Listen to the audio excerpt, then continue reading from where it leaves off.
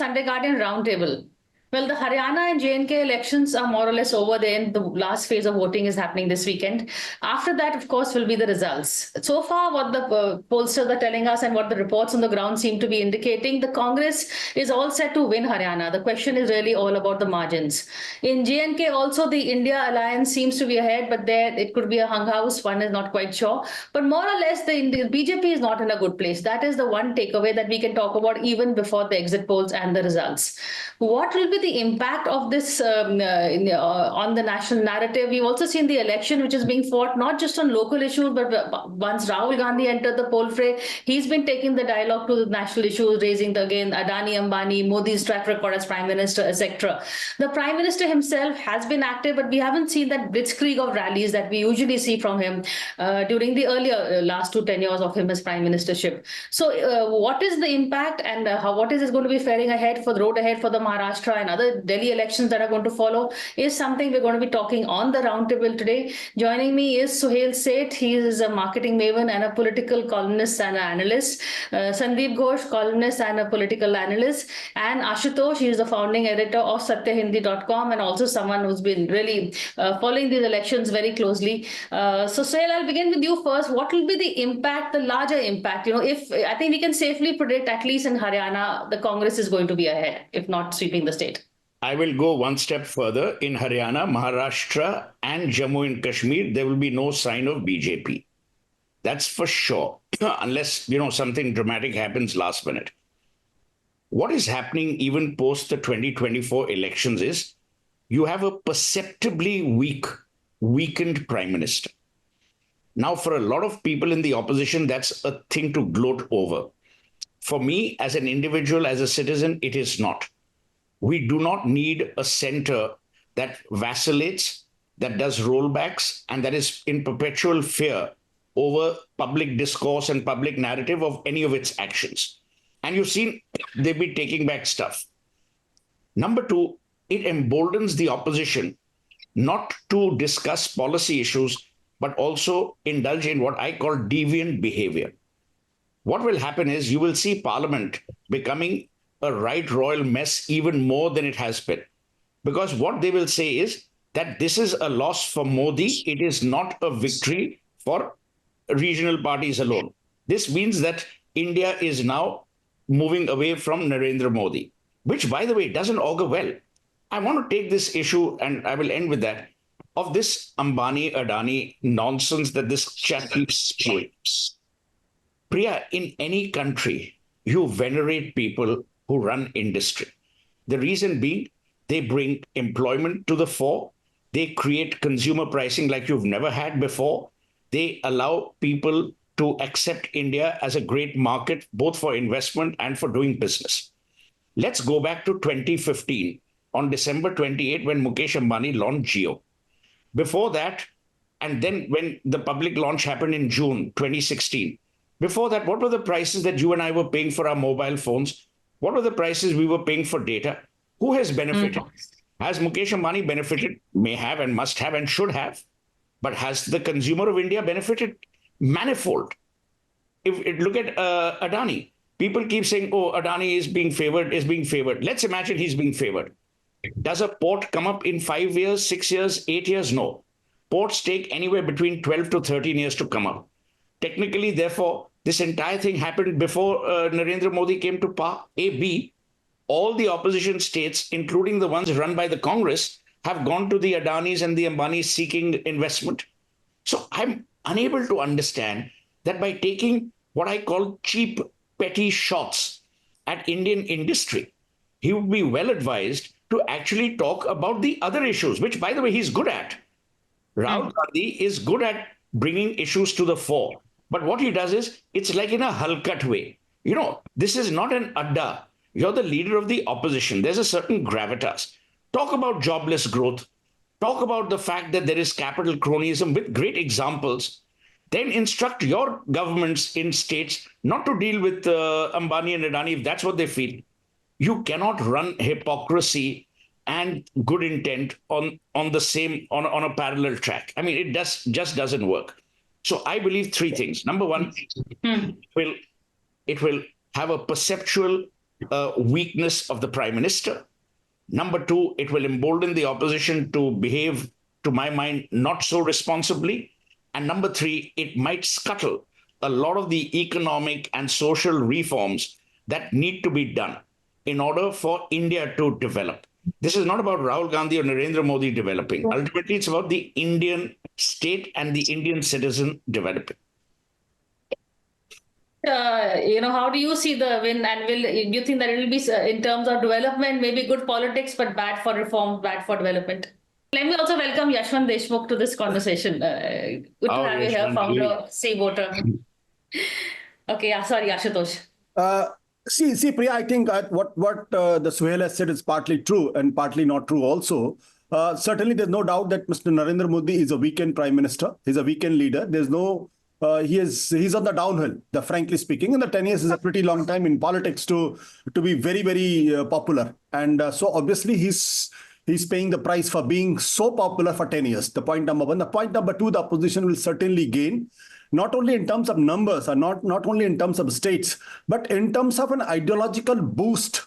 That what Rahul Gandhi has done single-handedly, he has tried to build a parallel paradigm, a parallel ideological narrative vis-a-vis Hindutva. I think that's something which will remain uncontested for the 10 years. And in this election, he found that mojo, and the people are responding to that. And the Maharashtra and the UP had been witness to that. And Haryana is also responding in that sense. How Kargar that will be in the future, that has to be seen. The point number two. The point number three, I do not agree with this, that the opposition is behaving in a irresponsible manner. Opposition will behave in a responsible manner if there is a irresponsible, unaccountable government at the center. And today only, if you read, the Pranab Sen has resigned, and he long back and has said, even the data is politicized. When the economic data of the country is politicized, then you can understand what can happen. This is the government which has no guts, no courage, no conviction, no ideological moorings to go ahead with the census. Can you imagine something like this? And the whole economic development, the whole industry is talking about is economic development without any data, without any statistics. And that's the bizarre situation. And today, the government of India's data is doubtful across the globe. And nothing could be more serious than this. You cannot plan for the future if you do not have data, authentic data, without being doubted. The point number three. The point number four, I think what Rahul Gandhi is trying to make is, he's not abusing Ambani and Adani. This country has to find a reason why these two wealth creators in the billions had become such a big, without creating one single global brand. You talk to the rest of the world, the billionaires of the world. You talk about anybody in the world. Meet Musk, meet even iPhone. They created global brands, and that is why they got so much money. The Indian corporate by nature tries to manipulate, tries to institutionalized corruption. Jaguar Land Rover. No, okay. let me. Okay, quickly, but let's move on from Adani Ambani. No. Because Suhel, it is against monopolization. It is acquiring a certain wealth, certain property preceded by ED and CBI's raids. So I'm only saying is, I'm not against any. I am the one person who has always said these farm laws are good for the country, but unfortunately it has been stopped. So the whole growth will also stop for the farmers. The issue is not about Ambani Adani. The issue is about monopolization. Issue is about institutionalization of corruption. The issue is that the only few are favored and the rest are thrown into the dustbin. That's the major issue, I think, and we should talk about it. Okay. My question, even regarding this issue, Yashwantji, is this issue an issue for the common man? Or, the Rahul Gandhi, we began by talking about the narrative in the Haryana elections. And, Suhel mentioned the fact that Rahul Gandhi is also talking about Adani, Ambani. So are these the issues that are working on the ground? Is Rahul Gandhi, because the campaign is catching, Congress is ahead. Is it ahead because of Rahul or despite the Congress? So there are two different things, Priya. I mean, one is about the narrative of Adani Ambani and another is about the current election. So let's segregate the two. I remember and I totally understand when Rahul Gandhi put up a jibe of Soot Boot Ki Sarkar. at one Right. point of time, and people were taking it lightly. Not anymore, for a simple reason that in numbers, at least in perception, if you look into the India Today Mood of the Nation numbers, we have been asking this question for whom this government is working more. Is it for the farmers? Is it for the common man? Is it for the big businesses? The number of people who have been saying that this government is working more for big businesses is steeply going up with every round of survey. So whether it is not or whether it is doing, that's a different question. But as far as the perception and the war of narrative goes, I believe that BJP or Prime Minister is kind of on a back foot on that perception. Yeah, war. I mean, which is very unusual because we know for the last 10 years is that part of the political side which have been driving home the narrative. They are not used to let the narrative go away. All right. Now, the thing is, whether that perception is helping Congress to win the Haryana election, hell no, not at all. Haryana might go the Congress way out of sheer anti-incumbency against the BJP of having a really unpopular chief minister for a really long time. Not the current one, but the previous one. And the non-performance of their MLAs, non-performance of their MPs, and obviously their pan-India policy of importing anyone and everyone, putting them in a laundromat and, bringing them clean.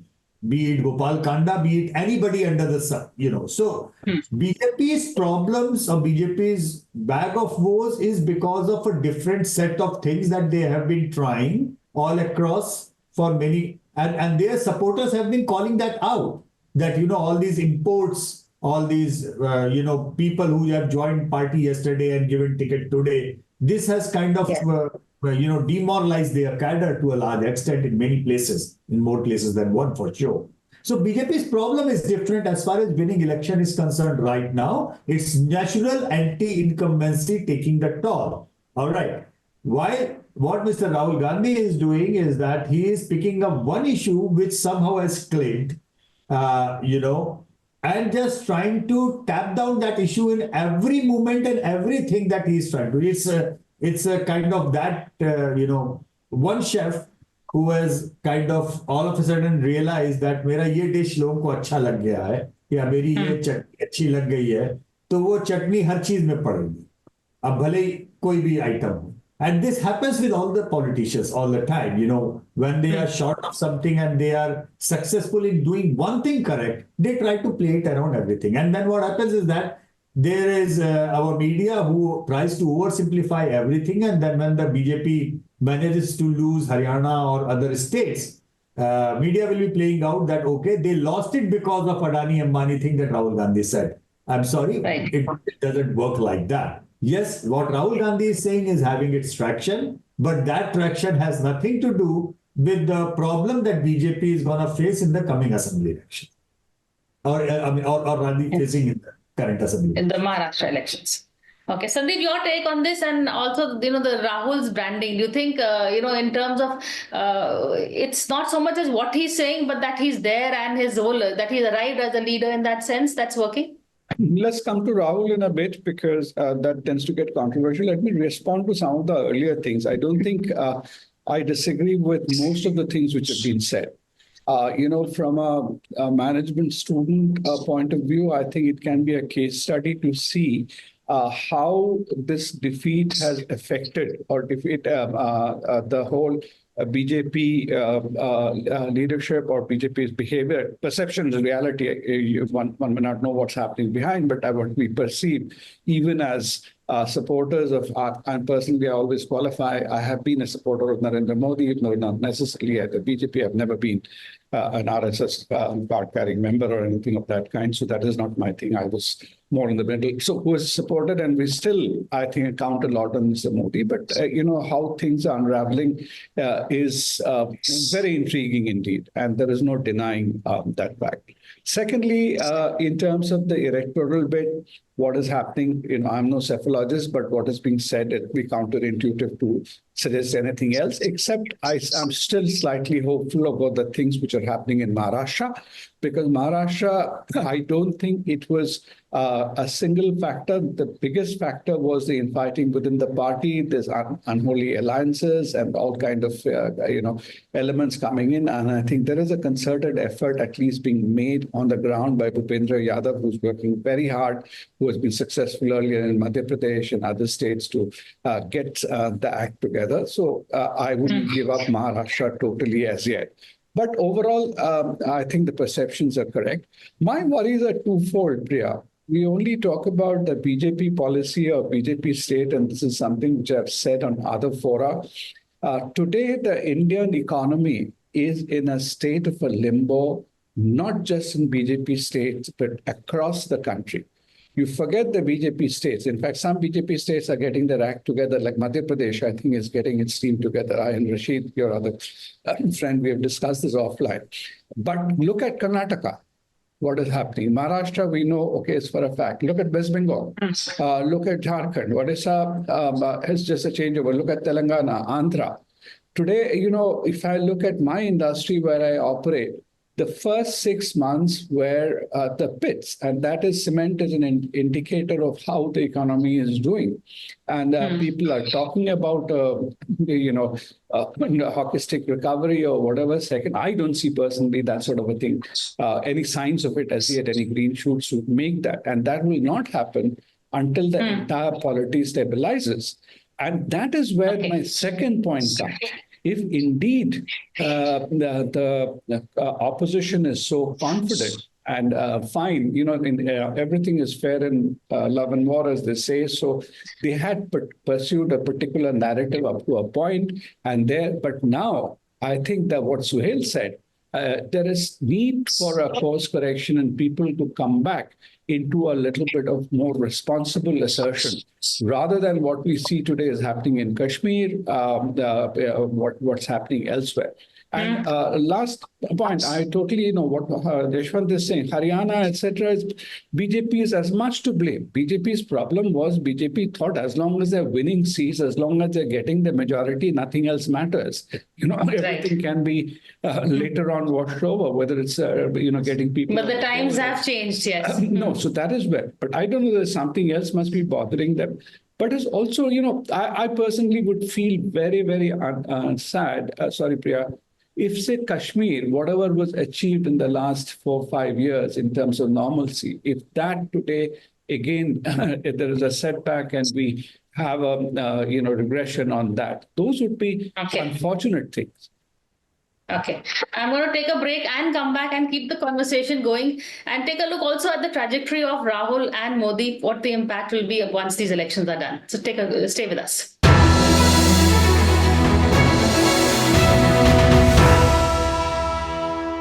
Hello and welcome back to the Newsx Sunday Guardian Roundtable. We are here discussing the impact of the current round of elections, and also, Suhel has called the elections in Maharashtra and in favor of the Congress. But more than that, Suhel, the impact on, apart from the opposition getting more heckling or, getting more interventions in parliament, in terms of democracy, where do you see the, Modi's graph falling? What impact would that have within the BJP, for instance? Brands by nature have embedded discriminants in them. That's why you choose a Surf over a Tide, a Yashwant over Ashutosh, or Sandip over Ashutosh, or whatever. What has happened is the hunger for power within the BJP has annulled all their discriminants. All the unique properties of the BJP today are in mud. Why? What was the objection in Maharashtra? The objection in Maharashtra from within the party was that you were now in bed with Ajit Pawar. When did this laundromat business come in? It came in much earlier. We hoped that the BJP would stay away. They didn't. It actually started in an ironic way with West Bengal, when they took Suvendu Adhikari and forgot to actually even to stop abusing him on their website.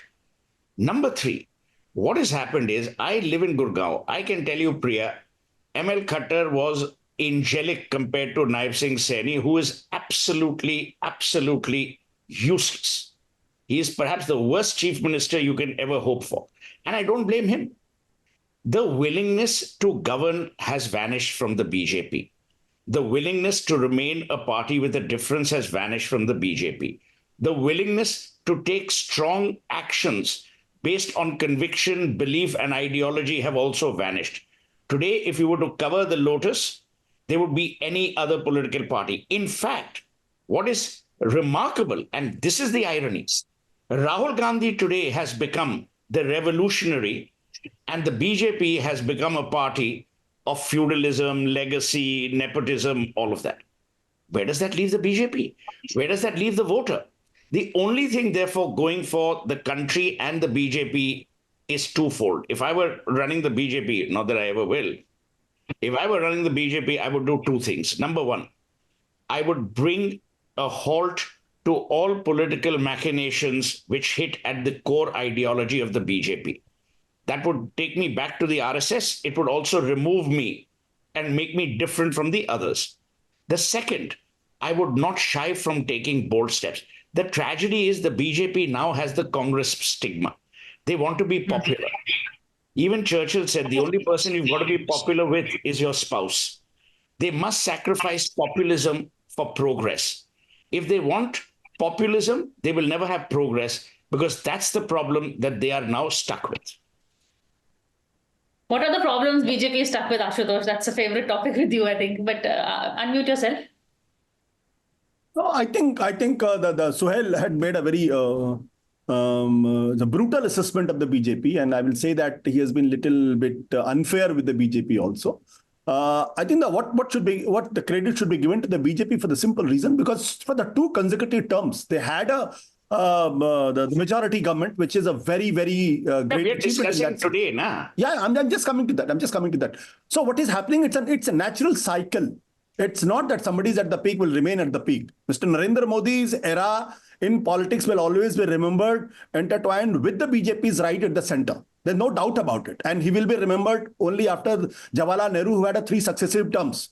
So what I see is a progressive evolution of the BJP, or decline of the BJP. That's the point number 1. The point number 2 is, where is the failing of Narendra Modi? I will not say the failing of the BJP or the failing of the RSS, because Narendra Modi is Narendra Modi. He's a BJP and partly also the RSS. The failing of Narendra Modi is that when he's faced with the ideological challenges from the Rahul Gandhi and the Congress, he has failed to reinvent himself. Exactly. Today, the Hindutva is fighting a war vis-a-vis social justice politics and the politics of 80%. So the success of Narendra Modi was that he successfully appropriated a part of the social justice politics, a part of Dalit politics. So that was his success. Now that he has to take Hindutva to the next level, which surprisingly RSS is trying to nudge him, that you have to change. RSS is saying you should not be seen to be arrogant. You should, and the RSS had made the biggest adjustment when the RSS chief, or the number 2, is saying that the caste census can be done for the welfare of the people, not for the politics. I think that's a great climb down by the RSS at an ideological front, because caste census, caste politics, and the social justice politics seen within the RSS ideological family as a divisive and which hurts the basic project of Hindu unity. So if they had made a clamp down, they have realized the potential and the power of the social justice politics. Either Narendra Modi has to come out with some bold step.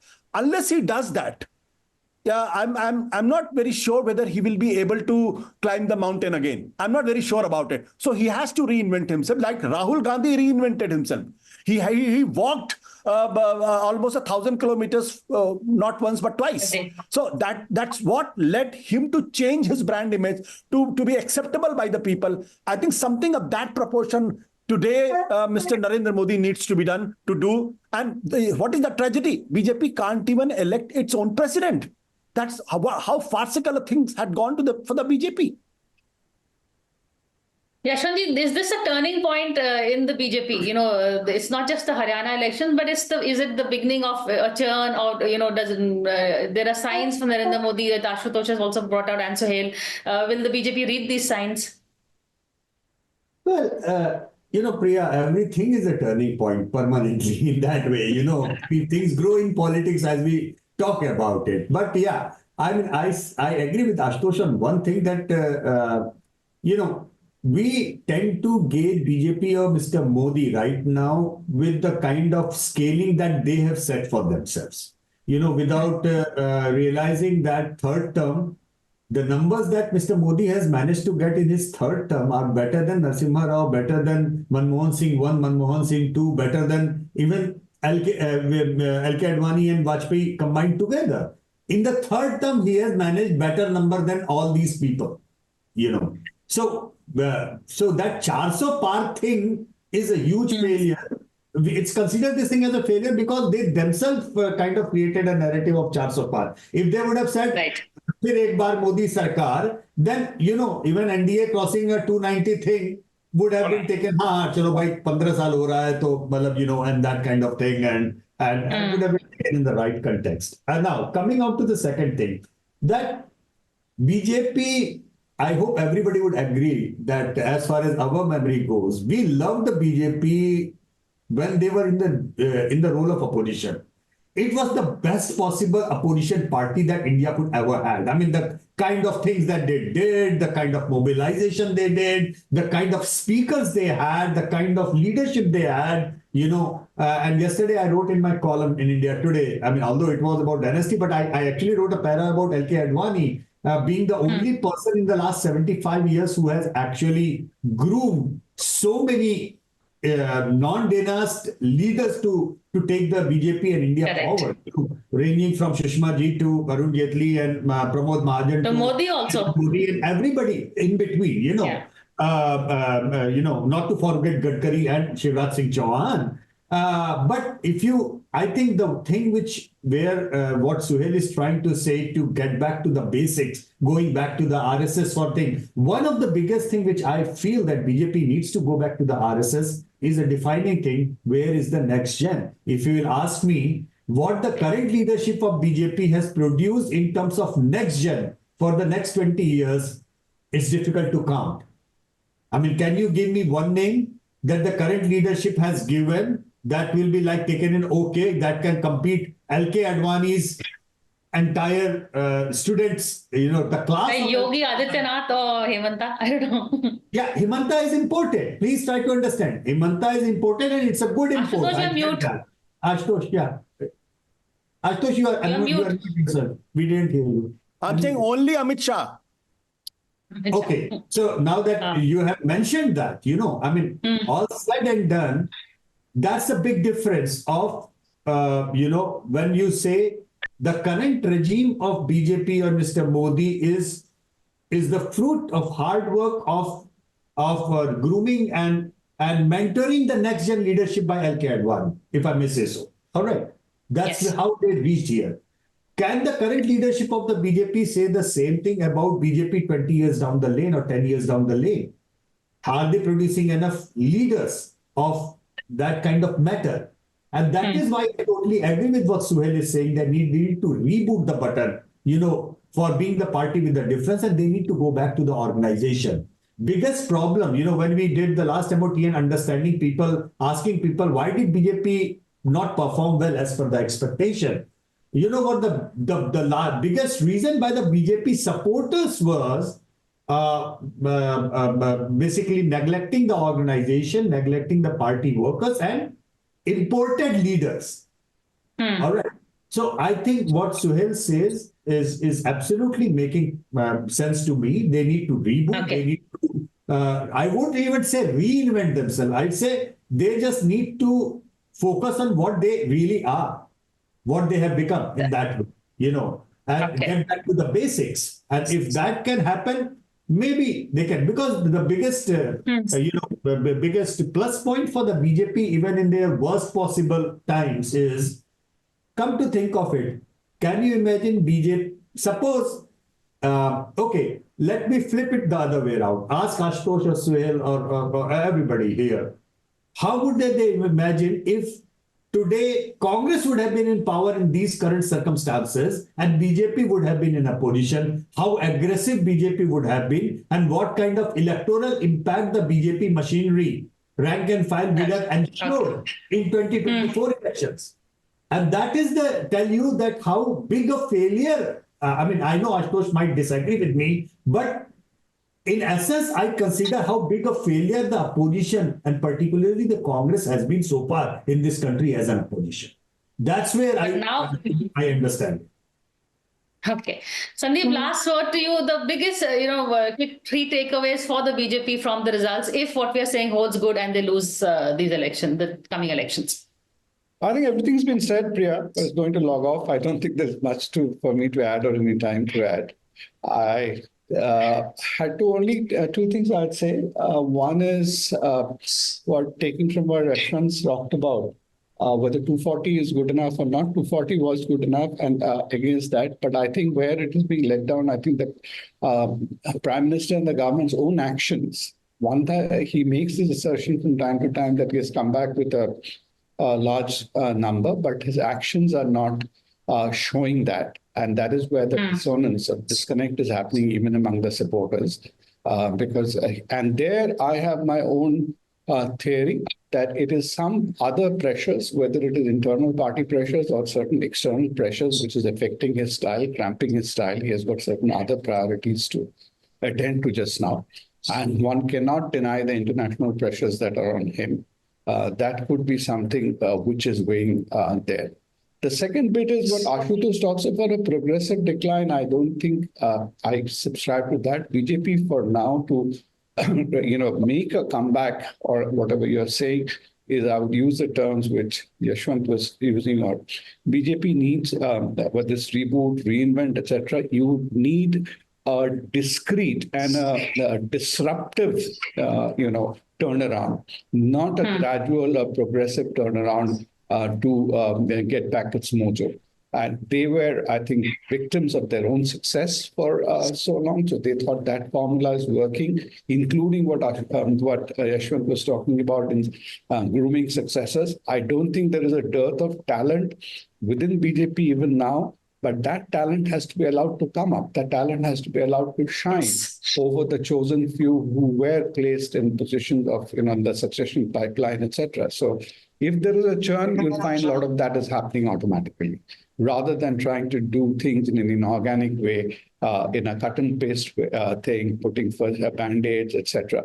Now, I will wait and watch what they will do in Delhi. I don't think they have an answer. If they have some of the speculations of names which are coming, I think that'd be equally disastrous, like taking Kiran Bedi as a Delhi chief minister candidate. I'll leave it at that. Yes, okay, in fact, Delhi is a good topic to discuss because we've heard all the combinations also, but I think that's for another discussion. On that note, thank you so much. 10 seconds. Just for 10 seconds. I just want to add one thing. I think the BJP is suffering from what the Congress suffered during Indira Gandhi's time. When you decline, when you ignore your organization, when you don't build local chhatraps, and when you think that you are the god. That's a problem with the Congress party, and Congress party is playing today. The same phenomenon has afflicted BJP today. So the Congressization of BJP, is that what is really wrong with it? On that note, Indira Gandhiization rather. Indira Gandhiization. Indira Gandhi Ashutosh, Indira Gandhi was Indira Gandhi, but Indira Gandhi didn't have Sanjay Gandhi at that point in time to take the shots. I'll leave it at that. But if Sanjay Gandhi was around the post emergency, you could have had another scenario. I think BJP is bit in that syndrome just now. By Indira Gandhi, they came back. Okay, thank you so much for this conversation, and we hope to see you all again soon. Thank you. Thank you.